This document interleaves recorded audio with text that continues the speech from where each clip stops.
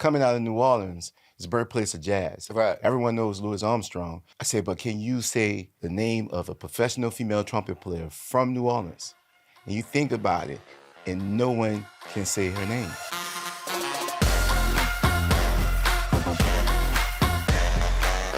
All right, guys, thanks for joining us on the Elation podcast today, where we enjoy exhilarating euphoria through creation and collaboration. We are here today with Troy Sawyer. How you doing, bud? I'm feeling awesome. I got a power nap in. I'm ready to go. You ready to go? I'm ready for the world now. Ready to go. Good to see you. Glad to have you back here. Good to see you too. We're going to talk about a bunch of stuff today, but let's just start with your origin story, where you're from, and all that stuff. So I'm from this great city called New Orleans, and I come from a musical family. So my great-grandfather, he played the string instruments, picked up the woodwind instruments too, played with the great Buddy Bolden, trumpet player that inspired everyone back in the day, like Louis Armstrong. Right. He was around with Louis Armstrong, and he was playing every night at Preservation Hall, and they have a lot of other family members. People may know Leon Bridges is one of my cousins. And so I come from a musical family. I picked up the violin in pre-K first grade, played that for a while. Not an easy instrument. Yeah, it's not an easy instrument. And after a while, I wasn't feeling the violin. I told my mom, I said, Ma, she said, what, boy? I said, I'm not feeling the violin. So I said, I want to play another instrument. And then I heard this band marching down the streets of New Orleans, the Marching 100, St. Augusta Marching 100. And then my mom took me to a jazz concert, and it was the great Wynton Marsalis playing. I told my mom, I said, I want to play that instrument. So I picked up the trumpet in fourth grade and played that trumpet forever, actually, from that point on. And I felt like that was my voice. I said, the trumpet is my instrument. That's my voice. Right. Yes. And, playing that instrument really gave me confidence and discipline. And then, growing up in the 90s in New Orleans, it was crazy with drive-by shootings, a lot of temptations out there on the streets. Yeah, and I'm from uptown. Yeah, I'm from uptown. So my mom would always keep me in different activities to keep me busy. And smart. Yeah. So what inspired me to pursue music and jazz music was when I attended the Satchmo Jazz Camp in 1996. So Trombone Shorty was a part of that, Big Sam, Andrew Beham, John Baptiste. We were all a part of this particular camp that's still rocking and rolling to this day. And there was this avant-garde pianist named Cecil Taylor. And he lived in Paris, but he was from the States. And he came as the artist and the guest artist, and he inspired everyone because he came in the room and he said, jazz is all about self-expression. No one can teach you how to express yourself. There's no such thing as a bad note. Everyone looked around like, oh, yeah? Oh, right. Oh, yeah, okay. Right. He said, I want everyone to stand up one at a time and express yourself. That's what jazz is about. And from that point on, I was empowered, and I said, I want to learn how to play jazz more. I want to pursue this. That's pretty awesome. Yeah. No, jazz is awesome like that. There are no boundaries. Right. I mean, there's math to it all, and there's progressions to it all, but in a sense, there really are no boundaries. And I love the blank sheet. Right. And it connects with the soul. Right. It tells a story of our people coming from the struggle of the old Negro spirituals to the blues and how it all fuses Black classical music, basically. And basically, how can we be different than everybody else? Yeah, That's how it started. In New Orleans, you got the gumbo. How do I hit a note nobody else wants to hit? It's very much a pushback, I feel like, of society, which is why it's so perfect. It's so awesome. Yeah. So, from that point on, I've just been playing music, making music, got a degree in music, and it was this organization called Artists Corps New Orleans. So after Katrina hit, we go back to before Katrina hit, and Katrina was on its way, Hurricane Katrina. I was doing a 7-city tour in Spain.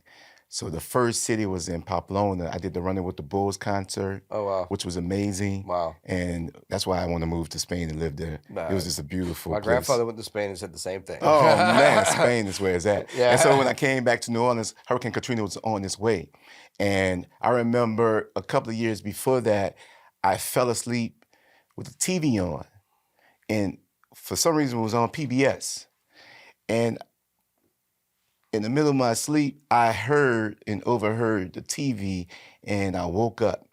It was an assimilation of if a Category 5 hits New Orleans and how New Orleans is a bowl and the levees are the brim of the bowl, and how if a Category 5 hits New Orleans that the water will go over the brim of the bowl and everything will be underwater. Right. So when they say a Category 5 hurricane is coming to New Orleans, I'm rolling out. I told my mom, I said, I'm rolling out. Right. I'm evacuating. And so my dad said, you know what? I think we should evacuate, and told my immediate family we're going to evacuate to my sister's house in Crowley, Texas. Okay. And that's my auntie Lisa, who is Leon Bridges' mom. So I'm there, we all there, and I'm practicing. And Leon was like, man, music took you all over the world. I'm like, yeah, because that's my younger cousin. Right. You know, you're like 10 years apart from each other. So you could tell that he was inspired. And then boom, he wound up signing to Columbia Records, and now he just blew up, and he's doing this thing. Yep. You know, but from that point, I left his house, to go to UTA, University of Texas in Arlington, to finish my music ed degree. Okay. And I did a semester there, and the best trumpet player was a woman. And this goes to my nonprofit of growing up in this city. As a little boy playing this trumpet, I didn't see any professional female trumpet players. Yeah, it's definitely rare if you think about it in the spectrum. Right. You know? Yeah, so I felt like women and girls cannot play the trumpet on a professional level until I saw this woman named Ingrid Jensen from Canada came to New Orleans, performed at Dillard University, and she was playing that trumpet like no other. And I was like, oh, you know what? She just changed my mind towards women and female trumpet players. So Wow. Artist Corps New Orleans, like I was saying before, it was an organization that was formulated after Katrina hit, because I went to New York City after I did a semester at UTA, Right. and was just out there gigging, and they were talking about not even bringing back New Orleans. Like, why bring back New Orleans? Like, what are you talking about? Like, a lot of people passed away, which was an emotional moment for everyone in the world, but especially from people that came from that city, came from New Orleans. And I felt like it was my responsibility to come back to New Orleans to help rebuild New Orleans. Now, when I was in Spain, my plan was to go back to New Orleans and move to New York City, because I felt like my music was more progressive, that I would thrive more in New York and they would accept my sound in New York more than New Orleans. For a long time, I would not play When the Saints Go Marching In, because tourists that come in town, and when I'm gigging, they want to hear that song. Right. And I felt like I was a part of just doing what they want me to do, a puppet. Yeah. So I'm like, I'm not playing When the Saints Go Marching In. That's not what a jazz musician is about. Right. So I'm like, I need to go to New York City and just progress. If you look at the blueprint, and I always say everyone's journey is their journey. Right. So Louis Armstrong had to roll out of New Orleans, went to Chicago, New York, and then Europe, blew up. A lot of the greats. Yep. Even going to rock with, what's his name, out there in Seattle, Jimi Hendrix. Yep. Yeah, Jimi Hendrix, he blew up in Europe. Yep. You know, it's like you have to get away for people to appreciate you in your hometown. And that's what Louis Armstrong, Mahalia Jackson, a lot of the greats, you know, roll out. So I felt like I had to roll out. Right. But when I was forced away, I don't like to be forced to do anything. I was forced away and forced to go somewhere else because of Hurricane Katrina. I felt like I need to go home to rebuild and help rebuild New Orleans. During that time, there were no gigs. I'm on top of houses and roofs, putting roofs on. I never done that before in my life. Right. I'm shaking on the roof like, oh, you know, this is not what I'm meant to do, but I'm doing it. Right. You know? And then it was a hard rebuild. It was a hard rebuild. Oh, man. It's a hard rebuild. Oh, it was, man. And so my mom, who is still living today, and she always telling me what I need to do. She is my manager, my momager. And she said, Troy, there's what they call the musician's village. You could get a house. I'm like, Mom, what are you talking about? I'm trying to gig. I'm not in a position to buy a house. But luckily I did clean up my credit before Hurricane Katrina hit. Right. So when I applied and they asked for my credit, proof of income, because a lot of people felt as though they just gave us houses, like those houses are for free. Like, no, it's the same process of getting the house. It's just that Habitat for Humanity was partnering up with other people to bring musicians back to New Orleans, but Hurricane and Wynton Marsalis came up with this vision and concept of creating affordable housing for musicians, Gotcha. which was a blessing because I'm I glad somebody became, was trying to help. oh man, I became Yeah. one of the youngest homeowners at the time Wow. and got a lot of attention. I did MTV Cribs. Gotcha. And everyone said, "You had a mansion?" Like, no. No. It was the story. Right. It was a spring break edition where they had me going to a house that was messed up. I played the blues, playing the trumpet, playing the blues, and then I walked to my house, which they only had the frame up. Right. And I just showing them around. This is where my studio is gonna be. This is gonna be. That's gonna be. And Jimmy Carter came to the house, and then I moved into my house, and it was. I felt like that house represent my journey, and God rewarded me for pursuing my purpose. And I really, even to this day, that I feel as though that house is for the community. Right. And so many people have come to my house. You probably came to my house. I don't even know. I don't think so, but I will. Yeah. I will. I remember one time Method Man popped up in my house. I'm like, wow, one of my favorite rappers from Wu-Tang came through, and we had a good time. We became friends after that. He's on my top 5 list. Top five, definitely. Absolutely. Definitely. But going back to the music, I was playing with different bands, trying to find my sound, and I decided to step out as a band leader when I came back to New Orleans. So I put the Troy Sawyer trio together. It was me on trumpet, upright bass player, and drum set. So my first weekly gig was at this place called King Bolin's. Now it's Bar Tonique on Rampart Street. Right. So James Andrews, Troy Sawyer's brother, was holding down that gig every Wednesday. And for some reason, he didn't want the gig. Something happened, and the owner called me up and said, "Hey, man, I know you stepped out as band leader. You want to play every Wednesday night? I got a spot for you." And I took that spot. I'm so glad I did, because every Wednesday was popping. Right.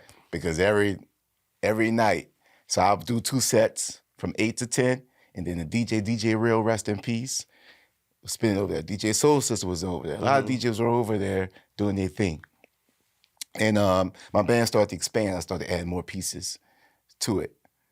And I remember one particular night, it was High Energy. There's this song that's dedicated to one of my favorite trumpet players named Lee Morgan. He was a jazz messenger with Art Blakey, Jazz Messengers.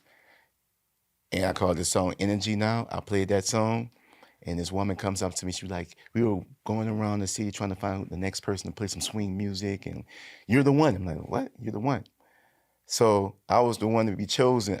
They chose me to open up for Wynton Marsalis at Harris Casino at the time and play with his band. So that was a full circle moment. Wow. And we connected, and Wynton brought up the fact that he grew up uptown too with my people. Right. Harrell Park, he played at Harrell Park in Holly Grove. Right. And it just brought that all together. And BET Jazz Channel was on and popping at the time. But from that moment, I still was trying to find my sound. And going back to the organization, Artists Corps New Orleans, that would get professional musicians that have degrees to teach at a school that didn't have enough money in their budget to pay for a full-time music teacher. And it was benefits, health benefits, and you teach Monday through Thursday music. And it was a fellowship program. On a Friday, we'll come together, jam, we do jam session, and we'll do professional development on the Friday. So it was a great setup. And they understood that everyone was a working musician. Right. So it all worked out, and that's what got me into teaching music in the school system. Got you. Being a part of the organization. And by teaching in the school system, I recognize how they use the arts to market and brand their school. Right. But they're not fully invested in supporting the arts and the artists. It's similar to what they do with the sports programs, but they don't support it as much. Right. So I was tired of advocating for the arts. But at the same time, a lot of the behavior problems were happening from the girls that I was seeing. typically when I grew up, it was boys fighting all the time. Yeah, we were always the bad ones. But that's why I have so many programs for boys. Right. So we can channel that energy to something positive. Right. But I felt like the girls were screaming for help. We want some support too. And with social media, being influenced with social media, I remember one time one of the boys, when the girls were fighting and they're fussing, going at each other, said, "You know what? They watch too much reality TV, Mr. Troy." And I thought about it like, I said, yeah. Because it ain't reality. Yeah, it's not reality. Yeah. But so by me, So they needed an outlet. advocating for the arts, I felt that I needed to create my own system. And my mama always said, you have to create your own system in this system that already exists. So you have the charter school system and the system beyond that. And you have that system work for your system. And you have autonomy over your vision in the system that you create. So I knew I wanted to create my own thing.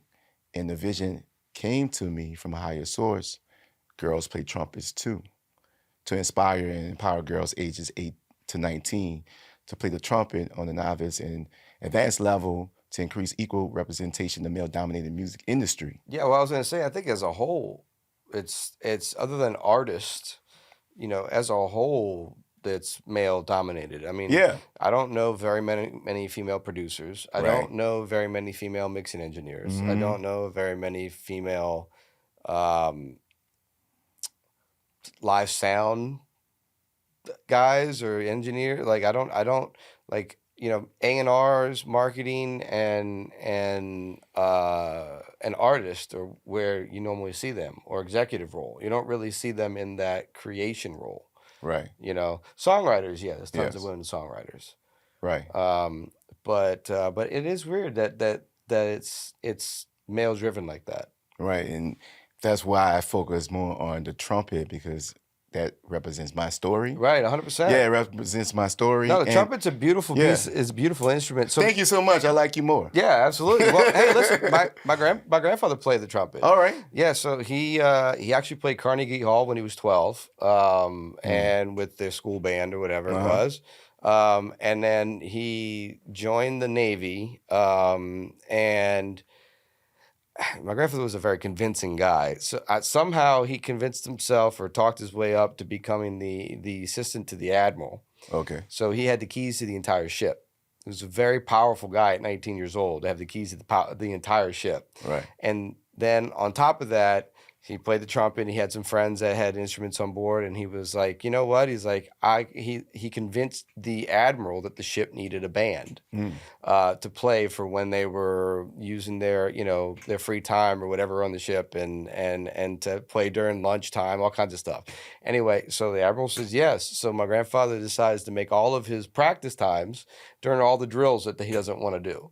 Right. So next thing you know, he's sitting in the cafeteria doing drills, playing trumpet while everybody else is doing hard labor that he doesn't want to do. Right. He was not a stupid guy, Right. But he loved the trumpet. The trumpet is a lead instrument. He absolutely loved it. It's a lead instrument, it's a lead voice, and it represents royalty and strength, because it's a difficult instrument to play. It's one of the most difficult instruments to master and play. Right. And so a lot of girls have been discouraged from playing a trumpet because of the fact that it was connected with masculinity. Right. And even with a flute, it'll say, well, boys, that's a feminine instrument. And that's where we're trying to break those the gender bias that happens in the world. Even, I mean, and I, not to get scientific on it, but you almost think about lung capacity and certain things too. I mean, can a man have more air in his chest at one point than a female? I don't know. I don't know the science behind that. Like, because they have so many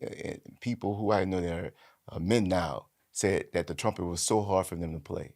And you look at the professional female trumpet players that are out there, past and present. The one thing is that we educate the world, but specifically Girls Play Trumpets Too, about the history of female trumpet players, past and present, that were doing it. And I call them hidden figures in the world, because the one thing I ask anyone, coming out of New Orleans, is the birthplace of jazz. Right. Everyone knows Louis Armstrong.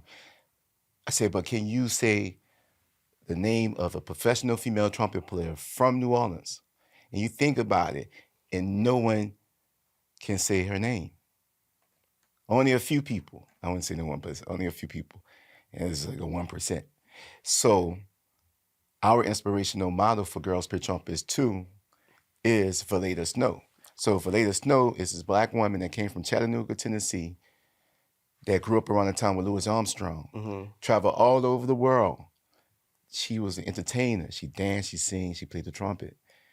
And the one thing that she did at the time, which was a major struggle of a black woman at that time, breaking those gender bias and barriers and walls that she knocked down to pave the way for what I do and what the girls right now, they're part of Girls Play Trumpets Too, and the women that are doing it now, she really paved the way, and a lot of other women that were doing it too, that we educate the world about. Right. Yeah. And so Louis Armstrong called her Little Louis, and then they call her the Queen of the Trumpet, Valeda Snow. And we're going to eventually Great name, by the way, too. Yeah. Great name. Beautiful woman, oh man. And so with the program we have going, my first year, so I was teaching at this school. This is during the pandemic because my friend, she took over the school and she said, hey, there's a position open to teach music. If you want to let me know, you can apply for it. So I applied for the position, and that's what got me back to teaching in the school system. That's awesome. No, and to me, there is no better thing you can do in music than to give back. Yeah. Because it's such a giving tool that has given me so much. I'm sure it's given you so much too. It fills almost every part of your body. So to be able to give that gift to somebody else is probably the ultimate give back. Right. And I feel like God gives us those gifts to give away. Right. And it's all about passing it on to the next generation. Right. And I get emotional when I see even the boys. People ask me, what about the boys? I teach them too. I have private lessons with them. I say, but right now, the Girls Play Trumpets Too is a movement that's bigger than music. It's empowering them with all types of tools that they can use to be successful in this world. Because they get in financial literacy classes with Chase Bank is actually partnering with us to do financial literacy workshops with them and the parents. They learn a second language, Swahili, because we want to do a cultural exchange in Tanzania. I'm actually flying out Sunday after Girls Play Trumpets 2 spring concert, which is going to be at the Wynton Marsalis Center for Music this Saturday. And I fly to Belize. So I'm starting in Belize. Oh, wow. Girls Play Trumpets 2 in Belize. Wow. And just plant that seed. There's a lot of connections that we have, cultural connections that we have with Belize. Awesome. And just trying to get it everywhere around the world. It's global because it is a global movement. So many women reach out to us saying that I loved you doing, because I remember when I was discouraged, I remember I played the trumpet and I put it down, and they want to be a part of the movement to support it. And just having people from the community to come through and tell their story to empower them and inspire them to keep doing what they're doing also. Right. And in the meantime, I'm trying to keep the balance with my for-profit, and for me, being an artist, that's why I have a manager and the people on my team to make sure. It's always a balance and act. Trying to create this balance. So Saturday, I had my vinyl release event Saturday. And that was a long time coming. It takes it's a process getting that vinyl. Oh, yeah, and it's not cheap. It's not. It's not cheap. It's not. So my first album, my debut album is called Rock Your Soul. And I have some people, guest artists. I have Rockin' Dupsy on there. I have Little Freddie King, who is my neighbor in the Musicians Village, one of the oldest blues artists. I kind of poured various people on it that supported the project. And I'm happy about that debut album because it took a long time. I had to go through some things for that to come to fruition. And I feel like as an artist, that's when great work comes out. When you're going through that struggle and the progress. The growth is where the stories come from. Mm-hmm. And that meaning to Rock Your Soul, so I have a song called Rock Your Soul featuring Rockin' Dupsy. So I met Rockin' Dupsy in Paris. When I was in Paris and we were off. And I heard about Rockin' Dupsy, but I had never met him before. Right. So I met him in Paris. He said, yeah, little bro, we're going to connect when we get back to the States. So I was working on the album at the time at the Wynton Marsalis Center for Music, because the one thing at the Musicians Village at the time, if you lived in the Musicians Village, you could record in their studio for free. Gotcha. You just had to propose your project and get a date and all that stuff like that. So that was a blessing. Gotcha. That I had to pay for studio time. And I'm in the studio and I'm hearing Rockin' Dupsy on it because I felt the energy. You know, he has a big ball of energy. And I called him up. I said, Rockin' Dupsy, what's up, little bro? I said, I'm hearing you on this song. He said, okay, where you at? Ellis Marsalis said, I'm on my way. He came through and put it down. Man, he was in that microphone booth like James Brown. He was about to do a split in the microphone booth, and he gave me that energy that I need, and he's been supportive of everything I have going on. That's awesome. Just having that mentor, that big bro. And what reconnected us also was that he was performing across the river, and I wanted to sit in with his band. He said, come through, and I sat in. One song you want me to sit in, the second song, and I just closed it out with him because the connection was there. Right. And it was just amazing how I met him in a different country, and we live in the same I feel like city. New Orleans is one of those towns that does that. When you meet, I mean, I met a lot of guys in LA from New Orleans, Silk the Shocker, and I became friends in LA. Right. And but just the moment you realize, oh, you from New Orleans? I'm from New Orleans. Like there's an immediate glue when you're somewhere else. Right. At that moment. You're like, okay, we understand each other somehow. We don't know each other, but we understand where we came from and kind of just our overall life history, I guess you could say. Because it's a big, small town. So everybody knows somebody that knows somebody that's connected to somebody, and I don't know. There's like a closeness there that I don't feel like a lot of cities have. Right. You know? Yeah. Well, a lot of people come back, they come to New Orleans to get inspired. Right. Because especially if you're in LA, you're in New York, and you're in the music, you get caught up in that rat race and in the business, because the business is out there. And so we're trying to educate our kids. That's one thing about Girls Play Trumpets Too and other programs I've taught at, is really teaching them the business as much as I can. Right. Because we didn't have programs where we can go to as kids to learn about the business. The Satchmo Jazz Camp did not have that part of it. It was all about playing your instrument, practicing. How can you get better at your craft, at your instrument? Right. But they didn't have a music component to their curriculum, a music business component to the curriculum. And anything I did not get as a kid playing music, I want to pass it down to the next generation. Right. So we have a partnership with Columbia Records, the executive producer. He's going to come in town and do a music business workshop with them. And then this entertainment attorney that I know that's in the industry, always going to LA work. He was dealing with Snoop Dogg, and he's coming in town. My brother's best friend lived across the street from us, and I didn't even know the level he was on. And I would hear from my older siblings, oh, you need to hook up with him. We finally connected. So he's invested of just being a part of the movement too. How can I help out? So we're going to bridge that gap where you're going to be at least exposed to the music business and learning how to market yourself. Because of social media, I always tell the kids, you got to be your own label now. Right, exactly. I tell the kids that whatever you post represents your brand, and have them understand it's a brand. You're building a brand. Right. If you put some stupid stuff out there, that's your brand. That's your brand, right? Right. So, just be mindful of that. When you get in this industry, you guys have a lot of power to influence and galvanize engagement and followers of a movement that you can create. Well, because everybody's got to be their own label nowadays. Yeah, man. You got to be your own marketing, your own lawyer. You got to be your own producer. Technically, you got to. You've really got to kind of see it through the whole process, right? To truly do anything nowadays. So and how can you break through the madness? Because everyone can put music out there now, right? So there's an influx of just music being put out there. Yeah, 200,000 songs a day or something like that. It's nuts, Yeah, so you got to figure out how you can, make some money and doing the shows now is where it's at.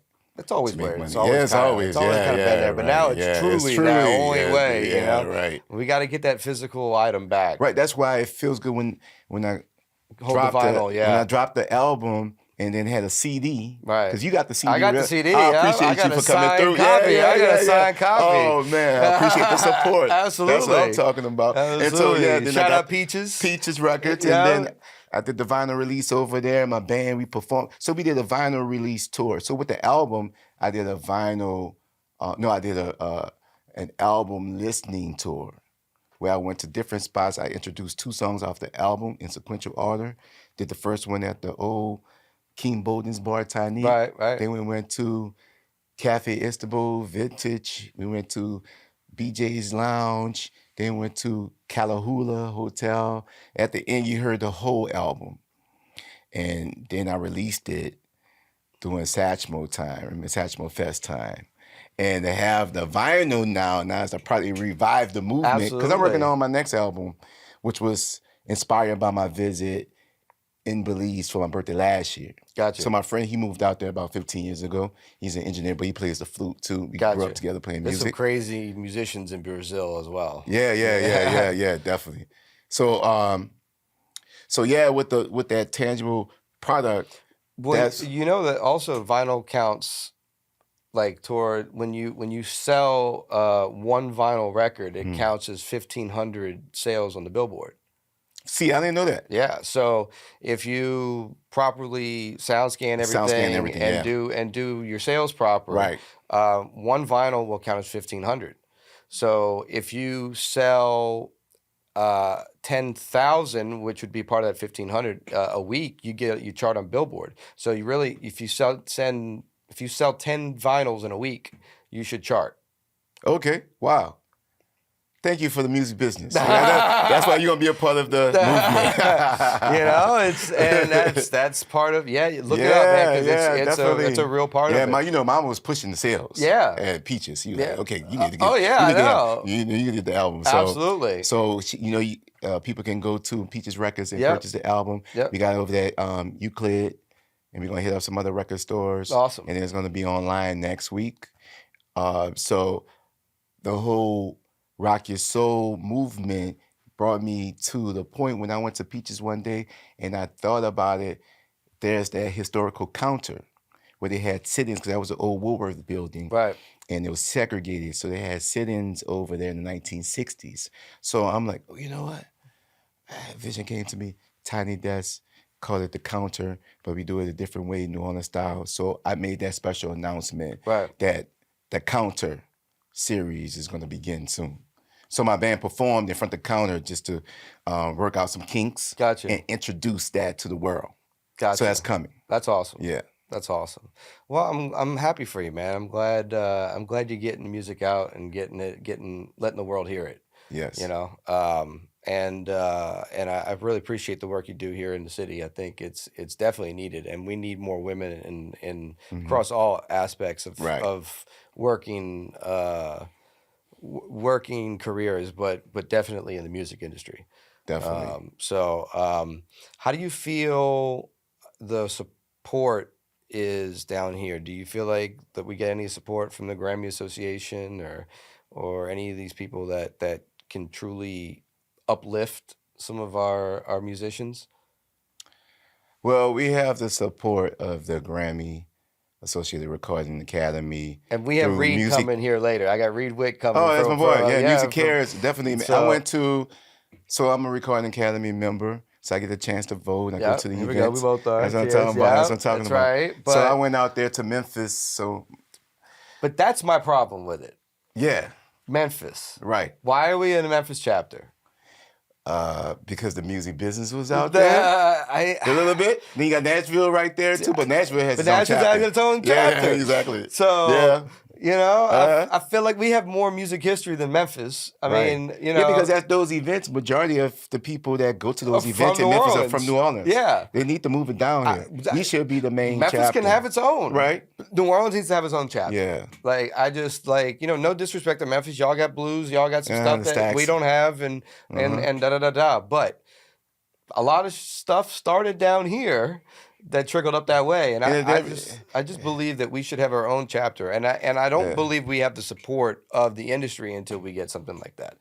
Even though it's not a true dynamic change. It's just an idea change. It's a culture change. It's like, Right. okay, well, if we're gonna have Grammy parties down here now, and we're gonna have meetings down here now, then that means there's more information for people to find, and there's more events to happen, and it's just more support overall. And I feel like when you start showing the support, people start believing. Right. But if we're not doing national things here that help the artist, it's the thought is always I have to leave. Yeah. And think about when they have those events, it's on a small population and a group of people that are connected Right. with the Recording Academy. Right. And They're imagine private events here. They're more like private stuff. So we have so many talented people, so many musicians, so many artists down here in New Orleans where they can tap into that, like you said, have that support system. And that's why I have to pass things down to that next generation. Right. If I can get the Recording Academy to support Girls Play Trumpets Too, which Reed is very supportive of making sure that we get connected. Oh, 100%. I love Reed. He's doing everything he can. But it takes more than just Reed. More than Reed. It takes more than Reed. Yep. And I think the one thing that we have to do is come together in New Orleans as artists, as musicians, people in the music business. We have to galvanize. We have to create a union. We need to recognize our own power. 100%. We've been giving it away for years. Absolutely. I remember Carnival All-Time Johnson, right? He's one of my neighbors, and we went to D.C. to do a gig. I'm next to him on an airplane. So Carnival Time, one of the biggest carnival songs in the entire world for years and years and years and years. So I said, man, you make a lot of money off of that song, right? He's like, no. Only time I get paid is when I perform that song. He said he recorded that song when he was 15 years old. He sounded like a grown man. He was 15 years old. He didn't know that song was going to blow up. Right. You know, he said, I didn't have what y'all have now. Y'all can Google stuff. The people that knew the business, like Alan Toussaint, right, who knew the business, those people kept that business to themselves. Absolutely. Right. That's information, which I feel like knowledge is half the power, and you use that knowledge, that's the other half. Absolutely. But if you're not sharing it, you're keeping it to yourself. Back then, it was a weakness to other share. people are suffering and getting taken advantage of. Like my great-grandfather, same thing. He had CDs out there. We're not getting royalties from his albums and his songs. When they came down here, they had people from Germany and from Europe that would come to New Orleans and record these black musicians, give them peanuts, pay them, work for hire, and then keep it moving. They keep all the royalties, publishing, all that stuff. Right. And that's been happening to, especially musicians in New Orleans for years and years and years. The Musicians Union in New Orleans doesn't have any credibility. They don't have any weight because they're not proving it. The times has changed. Well, especially there's no validation of like, what can you do to help me out? Right. Even though you have your what is it called? Your pension. Right. You can get a pension because the older musicians will always tell me, join the Musicians Union, get your pension. Back in the day, you would get gigs from the union. Right. Good paying gigs is irrelevant right now. Right. So how can you be progressive and create a union that will support the musicians, advocate for them to get paid more than $50, $100 for a set? Because my great-grandfather was getting paid that much money in the 30s. Right. So how can we keep the musicians self-sustainable financially, even in the musicians' village? Right. One thing I say is that the Wynton Marsalis Center is not being used at its maximum capacity because you have tour buses come up and down my street. People come here and they're on this bus. They have money. They can support the arts, but they're supporting that bus company that's making money off of us and the culture. They're coming up and down the street, and the Wynton Marsalis Center is not functioning during those times in the daytime. So I talked to the board members over and over again. I performed in front. I said, to keep the musicians self-sustainable financially during the daytime, they don't really have too many places in New Orleans where musicians can just go there and perform, where people come there to hear a performance. Right. There's always, tourist spots or bars where people walk in there. Or it's your random street performer. Yeah, them just getting messed up. Right. Drinking, Boris Hills, we just want y'all to play. Want y'all to play. Keep playing. Don't take breaks. Right. Working like a slave. But they wait until nighttime to do that. During the daytime, you can go to a venue like the Wynton Marsalis Center, do a 30-minute, 45-minute set. Those tour buses that come through, when they hop on that tour bus, they can pay for the whole experience. Right. Go to the Wynton Marsalis Center, hear a concert performance, roll out, go wherever you need to go. Right. Keep it going. And that's how you really support the musicians, where people come in there for the music. Right. Not to get twisted and messed up and, I'm here to listen to a band in New Orleans, look at me now. Well, you get too messed up, you don't care what the music sounds like at that point. Right, exactly. But I think also a lot of musicians have blinders on too, because of not only not being able to have or to be taught the music business as they were learning their craft, but you get to a point where you're focused on not only being the best that you can at whatever you're playing, but now you're living check to check because you're just trying to make whatever money you can playing that. Right. So your blinders are on in a sense of expanding that, because I'm just trying to make it through. Right. But they're some of the best musicians in the world, but they don't necessarily know how to expand that into different revenue streams, different this, different that. They're just whatever they can get, whatever gig they're going to get. That's what's going on. So it's like that part has to change. We have to let everybody recognize the power that they have. Right. Understand your value. Yeah. Because people, especially in the AI world, the only thing that AI is not going to be able to replicate, live music. Right. Definitely. I remember one time I was at, it was called Mimi's at the time. Remember Mimi's? Yeah, absolutely. Yeah, and DJ Soul Sister was spinning every Saturday night. Yeah, it was something like Friday that. night. Yeah, Friday night. Yeah, Friday night. Yeah. And a storm was coming through, and the power went out.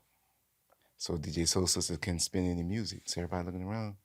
I said, that's why acoustic instruments, live music is very important. Absolutely. And then my friend that was engineer at the time, we came together because he was doing the Going Green movement. And I said, playing acoustic instruments conserves energy. He said, yeah, you're right. And I brought up that experience. I'm looking around. I said, man, this party would still be jumping with music if I was on my trumpet, the drummer. Yeah. And just like you said, the drum circle doesn't need any power. It doesn't need any electricity. Power, man. No acoustic instruments, just the man. Power from you. That's the power from you. Yeah, that's all. It's the energy you possess. The organic energy, right? Organic energy. Yeah, 100%. Yeah, definitely. 100%. Well, great, man. Well, what do you see? So I know you said you're getting ready. You're working on your new project now. Your vinyl sales are coming out, you said, or they're out now? Oh, the vinyl is out. The vinyl's out. Okay. Peaches Records. Right. It's out at Euclid. It's going to be at Louisiana Music Factory. Okay. And we're going to put them everywhere locally, and it's going to be on my website, TroySawyerMusic.com. Awesome. Any concerts coming up? Any concert? We have Girls Play Trumpets Too, spring concert that's coming up. Getting ready for that. I'm going to Belize to do some workshops and jam out too and work out some stuff and work on my album. So I'm focused on creating a comeback. Got some gigs coming when I come back. Just trying to stay busy. Yeah, and absolutely. You're talking about is how musicians have this tunnel vision. When I got into teaching music, it allowed me to step back from the grind. Right. Where I wasn't focused on gigging every day, living check to check and trying to just gigging all over the place, man. And so it allowed me to reflect. Yep. And then figure out, because the pandemic has taught so many people the fact that you need to have multiple streams of income and work for yourself. Right. Also recognize your purpose, basically recognize your purpose. Yep. And I feel that I was empowered early in life to recognize my purpose. One thing I owe it to my people, my village, and then my mom of understanding that, hey, your job right now is to find your purpose. So I wanted to be an ice cream man. You know, I saw the people in the vans. I'm like, I want to do that. I want to do that. I want to make some money, my own money. My mom was like, no, you're going to do this. You'll work for me, or you're going to volunteer at a law firm, and you're going to connect with this, and building those relationships is worth more than money. And with the nonprofit world, it's all about building relationships. 100%. And I feel as though because it is Girls Play Trumpets Too, it is a movement that a lot of people didn't really look at it, they overlooked it. And then now they're looking at it like, you're right, this is something that's needed. I didn't think about it. And it's growing fast. That's awesome. So like I said, we went from 8 girls, impacting over 100 girls.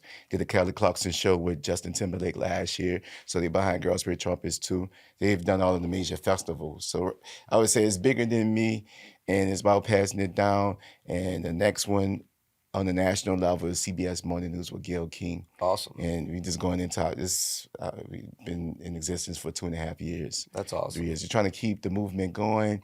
And at the same time, what I do with my for-profit, which is Echelon Productions, I developed that and founded that in 2009 as a music production company because I produced too. I had a deal on the table with Columbia that fell through. So when my cousin got on, it brought that connection back.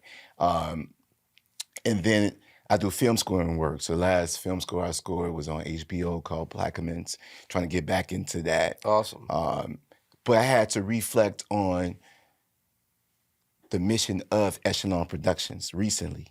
So now we do music production, producing and planning events, consulting, teaching, and performing arts. Because when I was teaching in the school system, there was a lack of support for the artists. And the people that are making these major decisions, they're at this table, but the arts and the artists are not at the table when they're making these major decisions. Right. So I want to be the voice at the table to advocate for the teaching artists in this city. And a lot of people don't know that there was a law that they just got rid of that said that it's against the law to teach jazz music in the school system. In New Orleans, they just got rid of this, I would say maybe 2 years ago. But they were working around there, but doing segregation when they desegregated the schools, the white parents that took their schools out of those schools, and then the blacks went there, they put them in private schools. So they didn't really mind, they didn't really care. But there was a law that they passed that was evil music. Wow. Right. Crazy. Yeah.